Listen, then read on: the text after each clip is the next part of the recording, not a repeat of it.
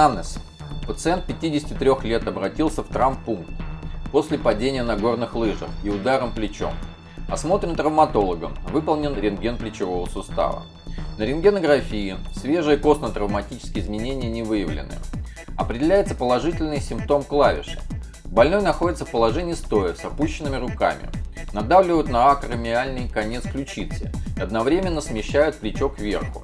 Конец ключицы вправляется. При прекращении воздействия он снова оказывается в нетипичном месте. По личной инициативе пациент выполнил МРТ. Область исследования – левый плечевой сустав. Исследование САК, КОР, АХ-проекция. Представлен рентгеновский снимок. Обращает на себя внимание увеличение диастаза в ключично-акромиальном сочленении до 13 мм. В полости сустава скопление жидкости. Вокруг также значительное количество жидкости. Акромиальный конец ключицы смещен вверх. Суставные поверхности неровные, с признаками субхондрального склероза, узурации. По верхне-наружному контуру головки плечевой кости выявлена субхондральная киста 8 на 7 мм. В полости сустава определяется незначительное количество свободной жидкости. Обращают на себя внимание разрыв суставной губы, лопатки, верхней трети по типу SLAP2. Сухожилие надосной мышцы несколько отечно, разволокнено. МР признаки субхондрального склероза, кистовидная дегенерация суставных поверхностей акромиально-ключичного сочленения. Данных за наличие компрессии сухожилия надосной мышцы ключично-акромиальным сочленением не получено. Гиалиновый хрящ суставных поверхностей прослеживается, неравномерно истончен. Переатрикулярные ткани несколько отечны. Заключение. МР-картина разрыва левого ключично-акромиального сочленения, разрыва суставной губы лопатки по типу SLAP2, артроза артрита левого плечевого сустава. Данная ситуация требует хирургического лечения.